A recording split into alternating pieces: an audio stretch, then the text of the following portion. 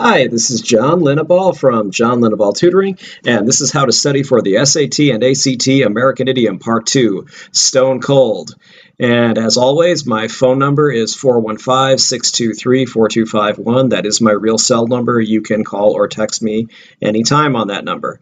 My other office phone number is 415-986-7355. You are always free to call and leave a message on that number.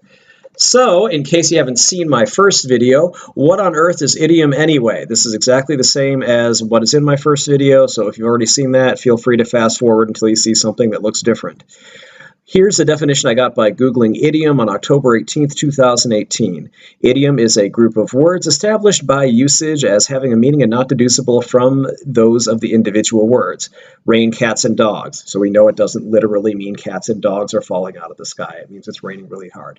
See the light. We say, well, we always see the light. Yeah, but I mean, you finally got a clue. You understood what was going on. Idiom sounds a lot like idiot, which is why I used that little clip from Green Day again.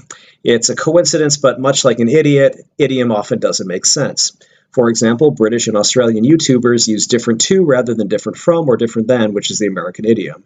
And since the SAT and ACT are both given by U.S. companies and meant for U.S. college admissions, they generally use American idiom and expect you to understand what it means. You'll also be expected to know what they mean if you actually come and go to college or go to work in the United States. So, idiom is related to diction, or idiom can lead to addiction. Ha ha ha. So, another way to see idiom is it's just a way of saying things which is part of diction. Diction can be defined as the style of speaking or writing determined by the choice of words by a speaker or writer.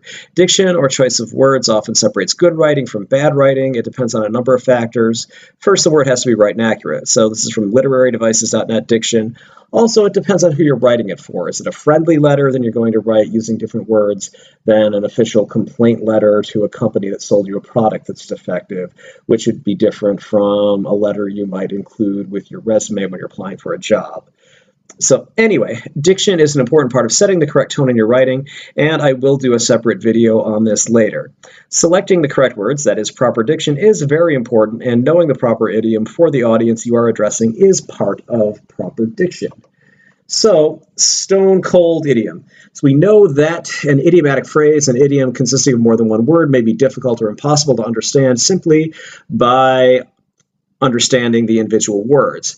So let's look at ones involving the word cold, which normally means not hot, low temperature. In physics, it means that there is less motion of the molecules or atoms that compose the substance. So a cold snap would be sudden cold weather that goes away as suddenly as it comes. If it's July and all of a sudden it falls close to freezing and then it goes back up to normal summer temperatures, then that would be a cold snap. And yes, for those of you in the Southern Hemisphere, hi Australians, I know July is your winter, but I'm talking about the US. So, cold turkey. Cold turkey is to quit an addictive substance. It'd be called to go cold turkey. So when you quit an addictive substance or behavior suddenly without tapering off. The idea is that addicts in withdrawal would develop cold, clammy, goosebump-studded skin, much like the skin on a cold plucked turkey. I know one comedian whose name I can't remember said, "Do they have a 12-step recovery program for people who are addicted to cold turkey? Would you go cold turkey on the cold turkey?" Ha ha ha ha. All right. So if you've got something down cold, you've got it memorized or practiced to perfection. I've got this guitar riff down cold, dude. And stone cold. Stone cold means absolutely, there's no dispute, absolutely crazy. As in this song, Stone Cold Crazy by Queen. There's a rumor going round, got a clear out of town, yeah, smelling like a driving storm. Here come the law, gonna break down the door, gonna carry me away once more. I never want it anymore, gotta get away with stone cold floor. Crazy, stone cold crazy. Metallica's cover of that song is also very good. And on to the next slide here. Out in the cold. To be out in the cold is being rejected emotionally or excluded from something. So, in fact, let's put that in here right now. Da-da-da, or excluded from something. So you could literally be left out in the cold if you're going to an event that takes place inside on a cold day, and you're not allowed into it, then you're literally left out in the cold. So we can all relate to Rob Halford and Judas Priest when he says something like this.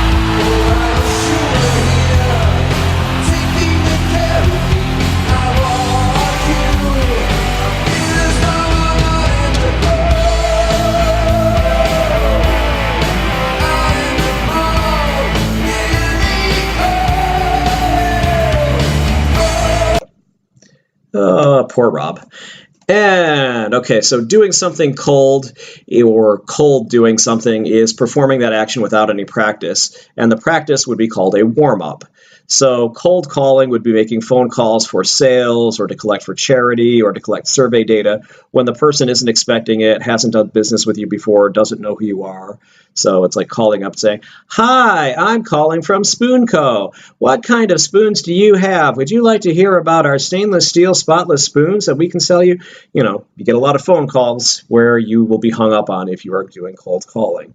Same thing with charitable solicitations. "Hello, would you like to donate to Children Without Spoons? Did you know that 30% of children in the world do not have spoons?" And you click.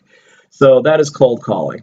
Cold reading is when a con artist, such as a fake psychic, figures out how to make people believe that they're really psychic, usually to get money or just for entertainment purposes. So in a room, there was one South Park episode like this where you can go up to someone and say, "You've been thinking about how you were hurt by a loved one leaving your life." That's really general. Someone's going to say, "Oh my God, how did you know? My Aunt Sophie died. It was so tragic." Or, could be, "Oh, my girlfriend, she left me." So those things can be very, very vague. And someone's name, I think it starts with a K, or maybe it's a C. And, "Oh, yes. So that's cold reading. Or if you look at somebody, you can usually tell if they're wearing a Harley Davidson t-shirt. "Oh, you must like motorcycles." Da-da-da-da. So that's cold reading. And cold as ice. That's emotionally distant, extremely unsympathetic, or as Foreigner would put it,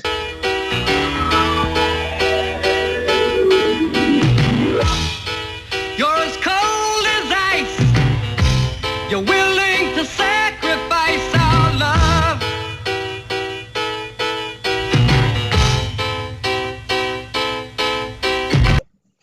You tell him, Foreigner.